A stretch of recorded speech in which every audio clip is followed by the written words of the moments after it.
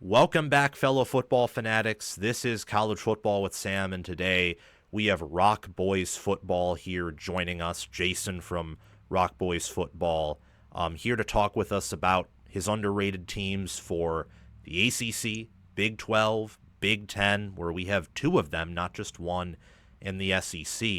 And he'll also talk a little bit about his national championship pick and anything else that he has for us.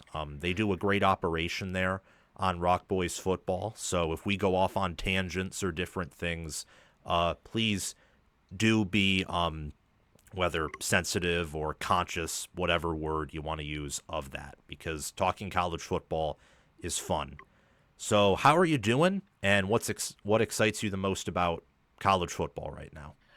I'm doing good. I appreciate you having me on. I've been a massive fan of your work for a very long time. You do a great job. So appreciate you having me on. Thanks. What fires me up about this conversation is, and I fall into this a lot during the off season, is just focusing on those big names, the title contenders in each conference, the national championship contenders. When look, every single year you have a team like Indiana or you have a team like SMU that sneaks up on people, and I think it's really fun to call your shot.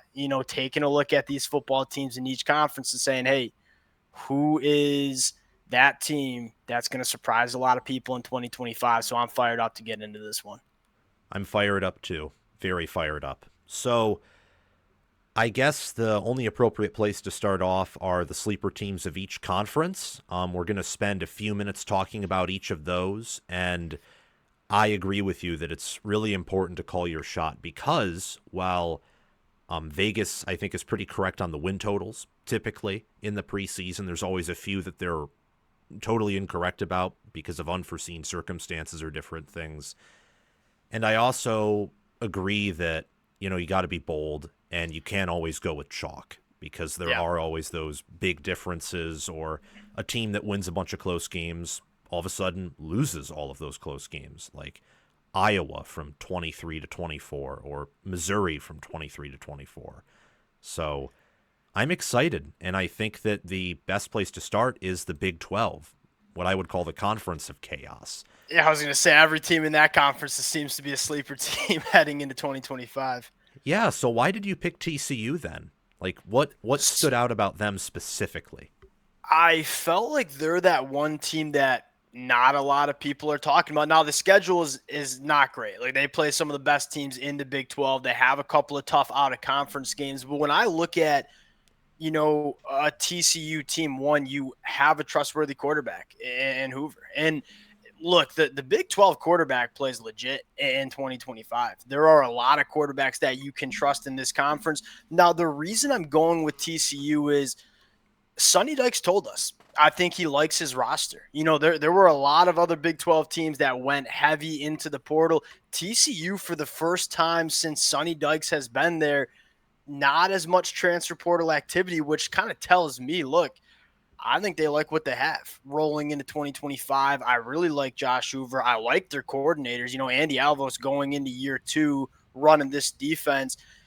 A lot of size, a lot of speed in space on the TCU defense. I trust this TCU offense to put up a lot of points. They played very good football at the tail end of 2024. TCU is one of those teams that everybody wants to talk about. Texas Tech. Everybody wants to talk about Arizona State.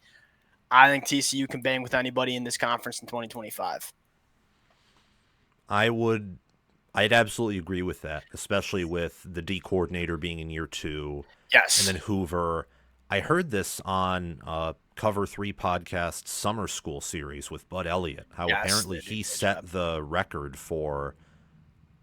for passing yards in a single season for TCU. Quietly lit it up for TCU. Now, not really much of a run game, and I don't know if that necessarily matters because I think they just want to throw the football around the yard.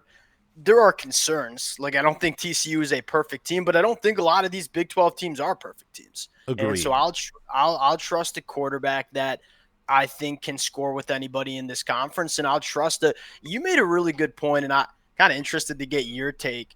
I find myself believing in a lot of football teams that have year two defensive coordinators. I think there's always seems to be a jump when you go into year two. TCU has that with what I think is a good defensive coordinator. So Oh I'm yeah. riding with TCU. Yeah, absolutely. I think they have a lot of nice defensive players. I've made my all conference teams, and TCU actually has several on I love it defense, not just then. offense. Um, what do you think are some of the concerns that you mentioned, like run game, the probably the the lack of talent? Yeah, the run game, and you replace a lot of production in the pass catcher room. Now you went to the portal to try to address it. Are they going to be better than guys like Jack Besh that we saw last year, who were really good football players? Is probably the biggest concern. And whenever you don't have a run game you can trust, and you go up and if you play a team like Texas Tech that has some dudes rushing the passer, and you don't have a run game to lean on, sometimes that can get you into trouble. But I think my confidence in Josh Hoover probably transcends some of those question marks you might have for TCU. Yeah, that makes sense. Quarterback's the most important position on the entire team, and Yeah. then when you have a staff that has continuity, and then the D coordinator with, I'd say, an upgraded scheme over the previous DC, Joe Gillespie, and just a better coach overall, that's Yes. going to make a difference. Yeah. So they went 9-4. The Horned Frogs did 6-3. It looked like at one point Sonny Dykes may have been on the hot seat after that SMU game, but they came back, won the New Mexico Bowl, were sixth in the Big 12, and they returned some dudes. I'd Yeah. say, especially at linebacker, especially at safety, um, and then quarterback with Josh Hoover. And they have some good offensive linemen as Yeah. well. I think they Yeah. make a great team entering 2025. Are Yeah. you picking them to win the Big 12 or not quite? I'm probably not quite there because I think on paper, like Texas Tech has the best roster in this conference. I mean, they went out and spent a bunch of money. And the thing that separates me with Texas Tech is I think they really addressed the line of scrimmage on both sides of the football. And I look at a conference like the Big 12 where you don't have a ton of great line of scrimmage play. You got a lot of good quarterbacks, but you don't have a ton of good line of scrimmage play. If you have some of the best line of scrimmage play in the country or in the conference, I think that kind of gives you a leg up. So I probably still lean Texas Tech. Unfortunately, they are not a sleeper. Everybody's talking about them rolling into 2025. I like Texas Tech the most to win it, but I feel like a team that not enough people are talking about when we're talking Big 12 contenders.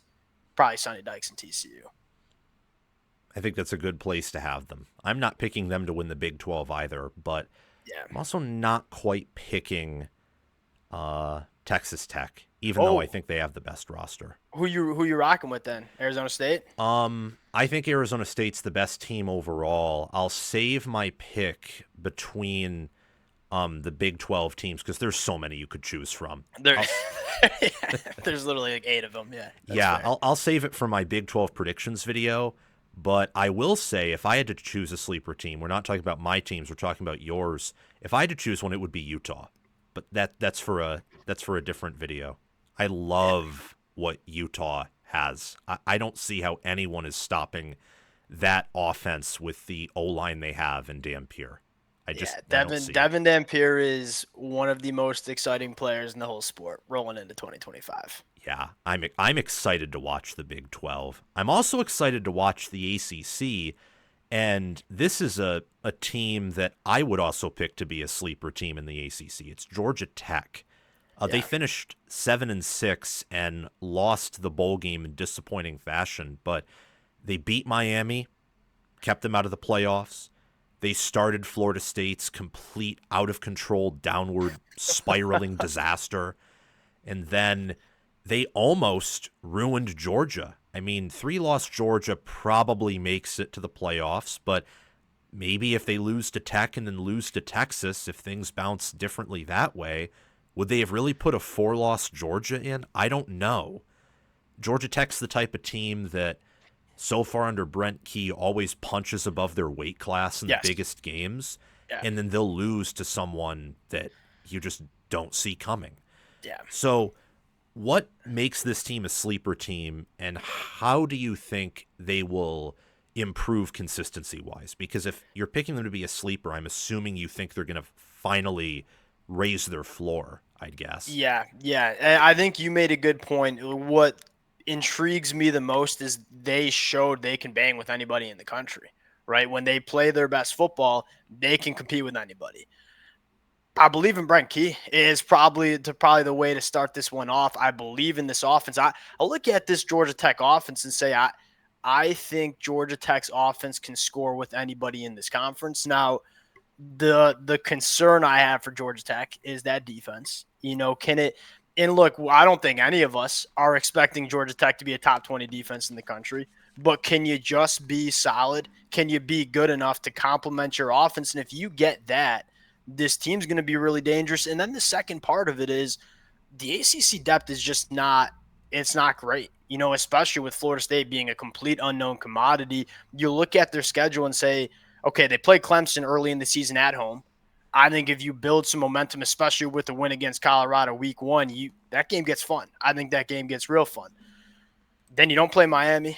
You don't play Louisville. You don't play SMU. Like, those are probably the next couple of top teams in the ACC. So then Agreed. I look at the rest of the ACC schedule and say, what team are you confident is beating Georgia Tech in the 2025 year? A combination of liking their roster, liking their schedule, having an offensive line that you trust under Brent Key, and a healthy Haynes King, which is probably another, there's a lot of reasons to like Georgia Tech. I mean, Haynes King was not healthy pretty much all of 2024. They were playing quarterback roulette. They couldn't use Haynes King the way they wanted to use him. Healthy Haynes King, Brent Key rolling, gettable schedule. There's a lot to like about Georgia Tech. Yes, I think healthy Haynes King is probably a top 10 quarterback in the country. Could make that argument, at least. Yeah. I mean, especially with Buster Faulkner. Haynes King, the frustrating part about Haynes King is we knew this kid could play coming out of high school, goes to Texas A&M. Jimbo Fisher tries to use him in a way that's just that ain't him as a quarterback. You put Haynes King in a situation being used the right way, I'm with you. I'm not sure if I'm putting him in as a top 10 quarterback in the country, but he's a very, very dangerous quarterback when he's asked to do the things he's good at. Agreed. I mean, my top 3 quarterbacks in the ACC, including Notre Dame, are Cade Klubnik 1, King 2, and then Carson Beck 3. I think, and then there's probably a little bit of a drop off after that. But I love King, and then I love Haynes at running back. The O-line, like you said, they return Keelan Rutledge, and I love that unit. Yeah. Do you think they downgraded at receiver all that much? Because I know they lost Singleton, but they got Rivers, they got another player from FIU, and they returned Rutherford.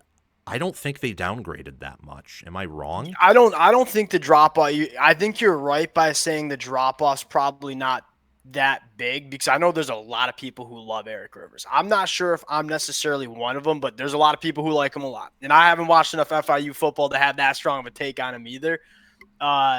I think Eric Singleton's a dude, though. I think they will certainly miss his playmaking ability, whether it's yards after the catch, whether it's winning vertically. But like you said, I think there's enough in the room to say it's still probably one of the better pass catching rooms in this conference rolling into 2025. Am I also wrong for saying they have dudes at defensive tackle, where they got Akello Stone from Ole Miss He's and awesome. Vandenberg from Penn State the prior year, and he was good last year? Yeah, I worry a little bit more about the depth of that. I think Akello Stone can play. Akello Stone's an absolute dude. I when he popped in the portal, nobody talked about him. I'm like, there are a lot of teams that could use this kind of body. Georgia Tech, he comes back to Georgia Tech, I believe. I think he started out at Georgia Tech to Ole Miss, now back to Georgia Tech. He can play. I worry about the depth. When you look at, and I don't know how many rushing attacks in the ACC that's not named Miami. Miami's not on their schedule. Can get to Georgia Tech's depth is probably a question.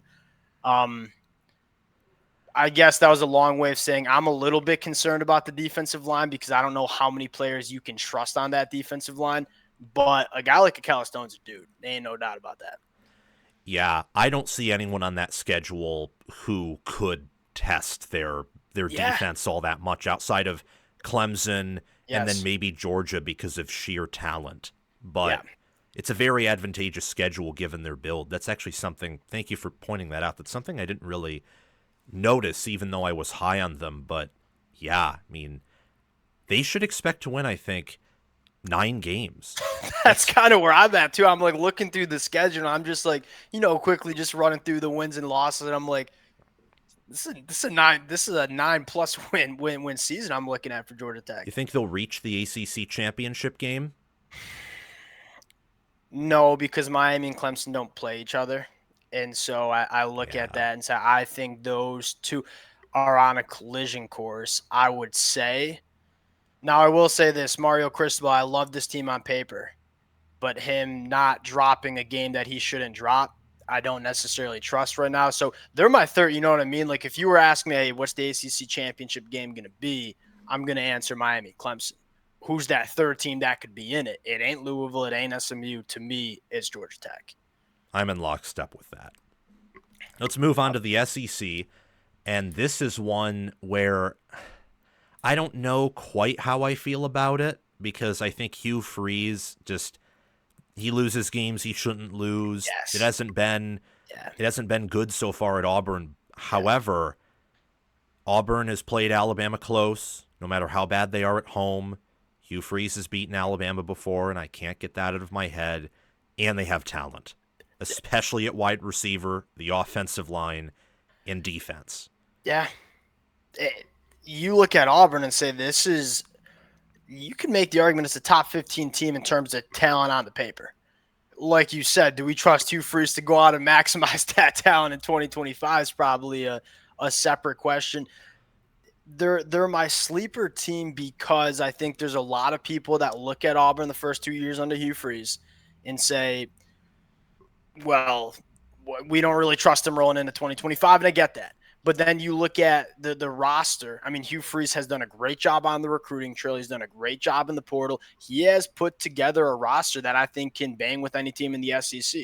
Now it's on Hugh Freeze and his coaching staff to go maximize it. And I think the X factor here is Jackson Arnold. Like, what do you get from him at the quarterback position is probably going to determine the success of this Auburn football team. That's where I'm at. The thing with me is I don't trust Arnold, and maybe that's not a good thing. But I looked at him. I remember watching that Arizona-Oklahoma game and thinking, man, if he doesn't clean some of this stuff up, he's not going to be good. And he didn't. And Oklahoma's offense was just completely injured, which wasn't his fault. Yeah. But yeah, I don't know. I mean, the SEC just has so many good teams with good odds that a sleeper SEC team, I'd have to think about that more. But I can't disagree too much with Auburn. I mean, they have Connor Liu, they have Eric Singleton, Coleman, a lot of talent. I think what it comes down to, like, that makes them as sleepers, they have the capability to do some dangerous things. You know what I mean? Now, will they do that or not is the question. I want to circle back to Jackson Arnold real quick. And look, I ain't getting up here and like putting my money on Jackson Arnold either because I don't necessarily trust him like you said. But I will say this, that Oklahoma offense last year was in shambles. And I know Jackson Arnold didn't play great, but they had so many other problems. Like that offensive line was, I think, the worst in the SEC. They couldn't run the football. They couldn't pass protect. You had every single wide receiver in that room banged up. The name that keeps coming to my mind when I talk Auburn's Bo Nix. Like, Bo Nix did not look very good at Auburn because he was in a very bad situation. He then goes to Oregon. A lot of people are like, hey, Bo Nix ain't that good because we saw what he was at Auburn. And he plays very well at Oregon because he's in a better situation. I look at Jackson Arnold and say this offense is a Ferrari. It's a very good offensive line. It's a top 3 pass catch room in the country, probably in my opinion. Say, all right, if Jackson Arnold can play like a 5-star that we thought he was out of high school, he has everything he needs around him. That's true. And sorry to hammer the Auburn conversation home, but I think this defense is very good. I think nobody talked about it because that team just couldn't score and kept turning the football over and weren't winning a lot of football games.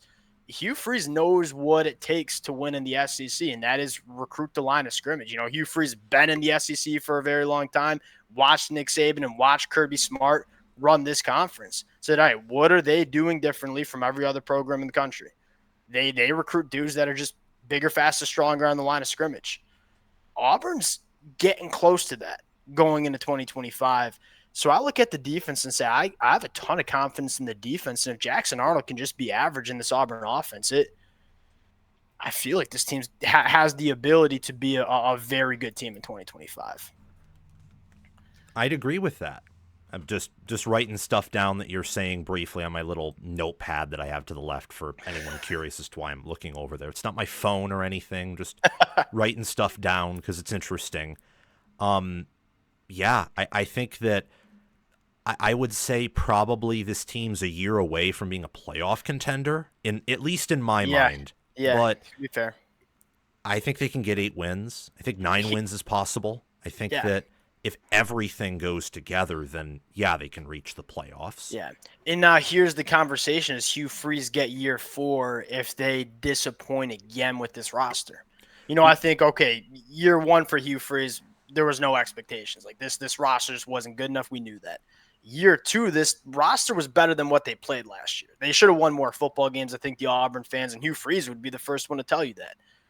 If you go 6-6 with this roster, are they giving Hugh Freeze year 4? Is the question mark. And if I'm an Auburn fan, I'm looking at it and saying, well, shoot, if Hugh Freeze only won 6 games with the roster that we helped him put together in 2025, is he ever going to make it happen at Auburn? And so I think this is a big year for Hugh Freeze. And I think we could be talking about this Auburn team in November being a potential playoff team, or potentially Hugh Freeze on the hot seat. And I think that's kind of what you're looking at with Auburn in 2025. Yes, especially with, I think, what is a front-loaded schedule. You get Baylor in week 1 on the road. Huge game. Oklahoma is their opener in conference. Then they play Georgia shortly after that. Yep. I mean, that's a schedule where if you can survive September and early October, you're, I think, set, given you don't collapse.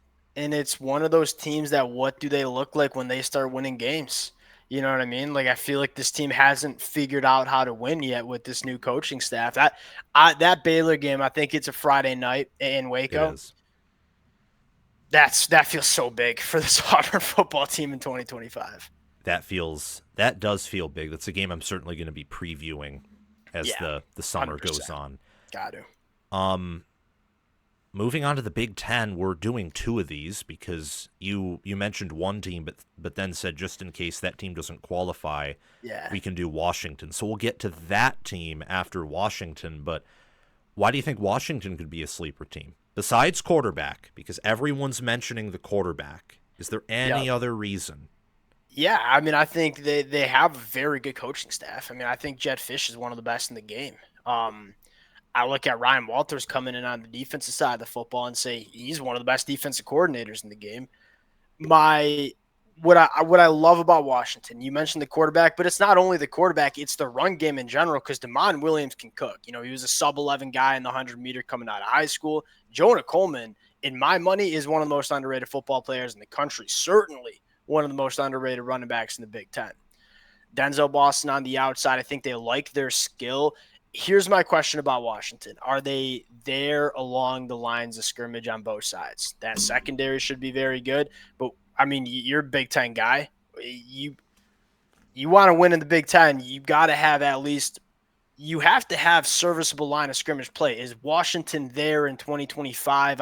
I think Jed Fish will get him there, but I'm not sure if it's going to be quite there in year 2 of his tenure. And so that's what's holding me back from really buying a ton of stock in this Washington football team.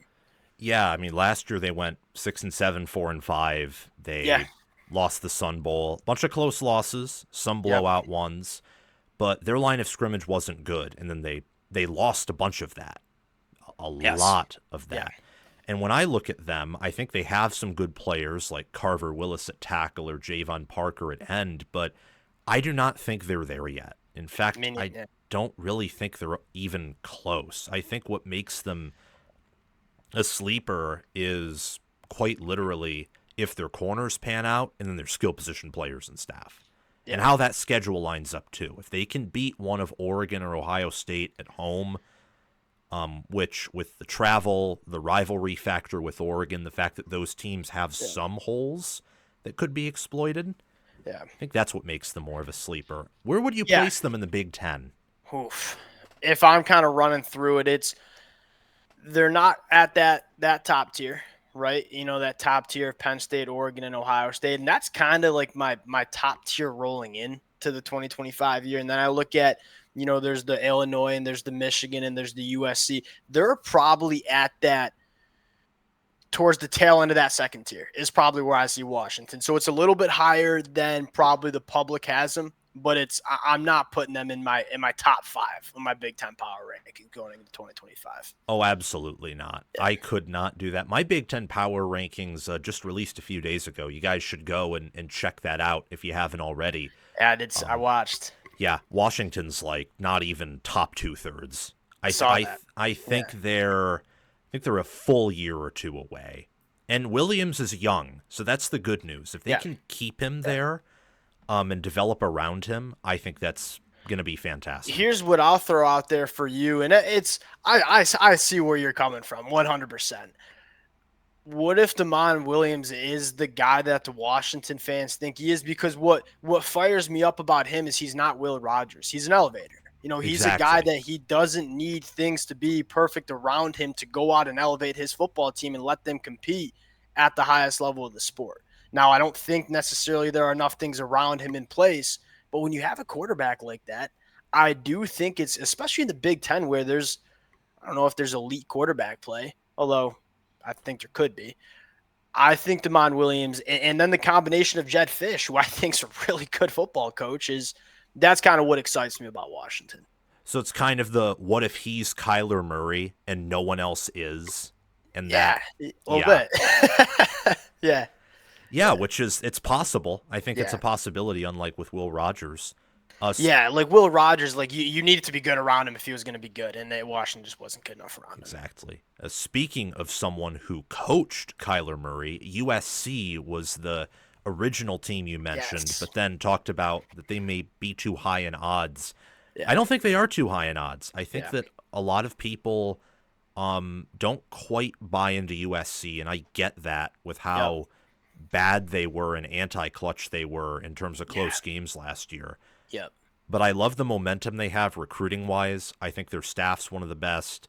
I don't want to share my opinions, though. I want to get yours. Why is this a sleeper team? So you talked about the anti-clutch gene that USC seemed to have, which is very fair to say. USC fans would certainly agree with that, right? You lost a lot of games, one-score games. I think every game that they lost was one score besides that Notre Dame game. Yep. Why was that the case? To me, I look at why were they losing games in the fourth quarter? Their defensive line, they had like maybe 6 players they could trust along the whole defensive front. And so when you get into the fourth quarter of these games and you have, quite frankly, and I don't mean to be mean, but like average players playing 60 snaps a game on the defensive line, well, they ain't going to look that good in the fourth quarter. No. I think that's why you saw this team not play their best football late in games. I look at USC going into 2025, year 2 under Dan Lynn, who I think is a top 5 defensive coordinator in the sport. Number 2, that defensive line, they've added some portal guys, in some size too. They weren't very big. They had one guy over 300 pounds last year. They had Keyshawn Silver 340. They had Josh Jared who goes 350. But then they also have a bunch of year 2 guys that you think are going to be ready. That flash last year probably weren't ready, and USC had to play them because we didn't have enough guys. But now going into year 2, I look at the defensive line and say, this could be the strength of this USC football team rolling into the 2025 year. With the linebacker and Eric Gentry, who had he played every single game last year, we would have been talking about as one of the best backers in the country, at least in my opinion. It's funny to say this. My biggest question mark about USC is the quarterback spot.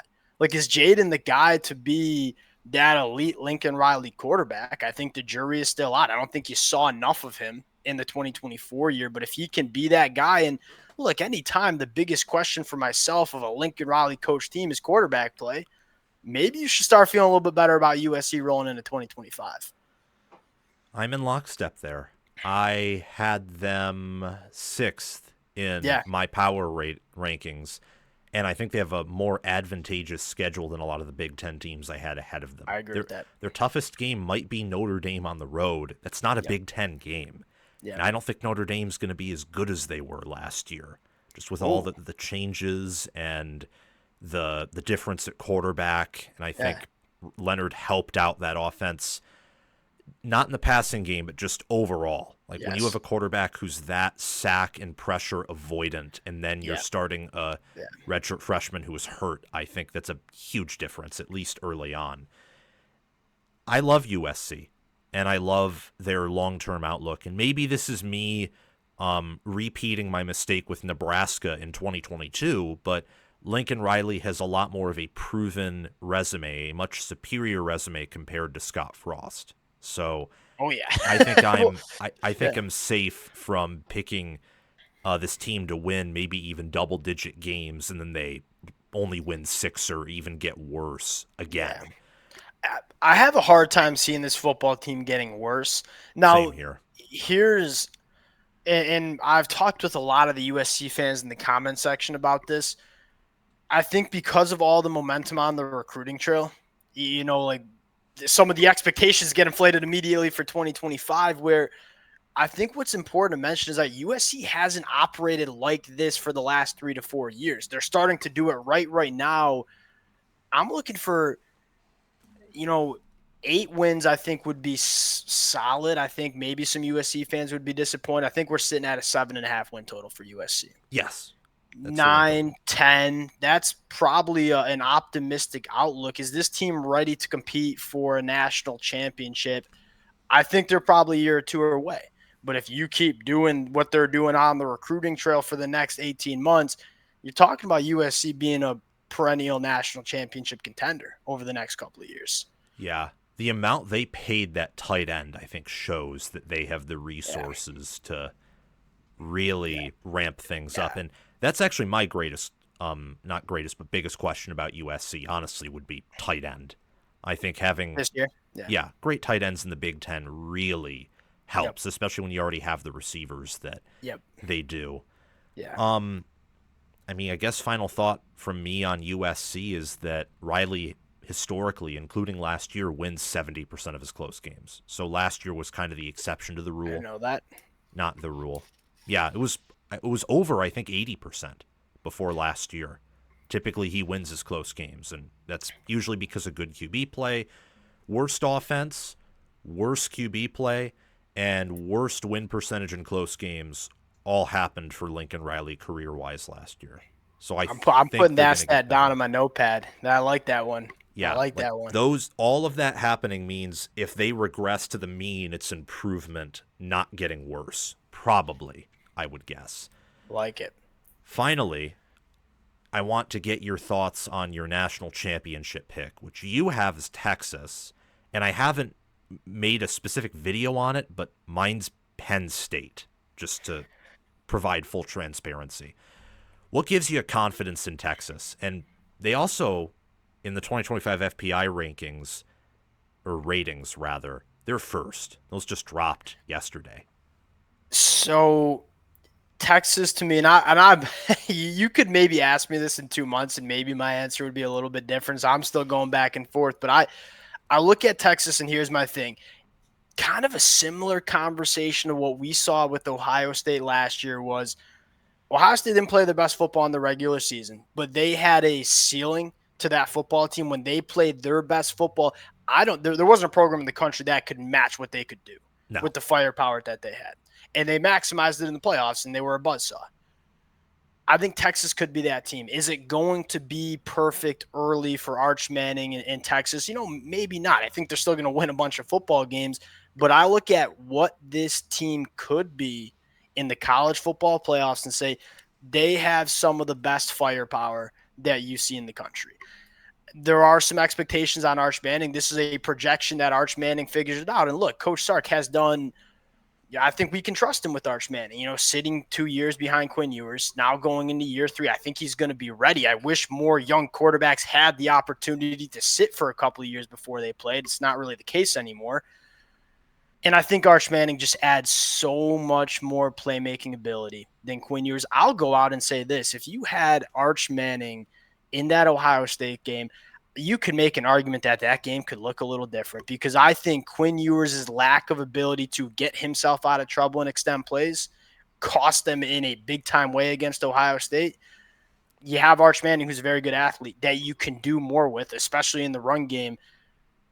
I look at Texas. I look at if Arch Manning plays the way some people expect him to play and say that to me is probably going to be the best team in the month of January when it comes to college football playoffs. Yeah, that's why Texas lost to Ohio State was because Will Howard had legs and pocket awareness, and Quinn And Ewers didn't.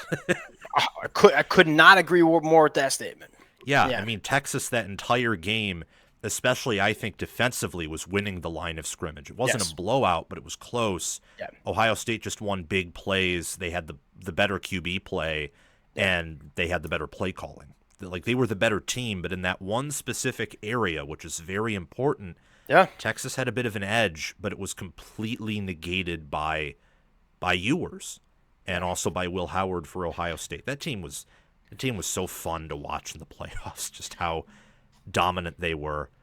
I wonder if Texas can be that. I think they can, but I got another hot take about Texas. I think their wide receiver play might be better. that's And interesting. I know, yeah, I know that's kind of one. Isaiah Bond was not the guy Texas paid all that money to. Like it didn't really work. Matthew Golden was that dude, no doubt about it. We know what DeAndre Moore is. He's going to be very good. Getting that tight end from Cal, Jack Andreas, was big because Agreed. we know Texas likes to use tight ends. They didn't really have a tight end you trusted on that roster post spring. Ryan Wingo to me. I think this kid, I think if Ryan Wingo had the opportunity like Ryan Williams did at Alabama, I'm not going to put Ryan Wingo on that Jeremiah Smith. I think he's kind of alone on that top shelf. Agreed. But I think Ryan Wingo is a legitimate dude. Loved him out of high school. Loved the small sample size. Coach Sark's always been kind of stingy, playing these young wide receivers. I think there's a chance that Ryan Wingo could be that true. I think he'd be the best wide receiver that Texas is going to have in 2025, and I think he has a chance to be just as good as a guy like Matthew Golden was last year. And so I think the wide receiver room has the chance. And again, with Texas, it's tough because there's a little bit of projection that you have to have here. But I think there's a chance that Texas has a ceiling to that football team that could be the best in the country. I can see it.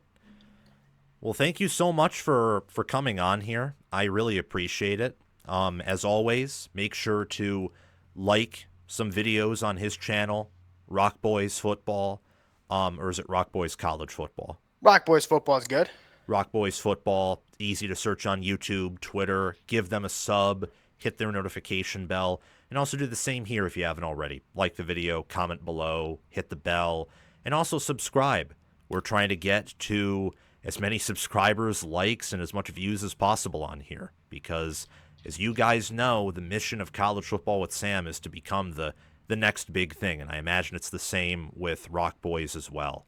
A lot of good college football content out there. Any final thoughts that you have? Any final words? No, I mean I appreciate. I've been a huge fan of what you've done for a while now, so I appreciate you having me on. It's been a blast. I told you this before we went on. It's nice to talk about some college football with someone other than my brother at times. So I had a blast. Appreciate you having me on. Awesome. Thank you very much. We'll see you guys very soon with more guests in the future. Have a great day.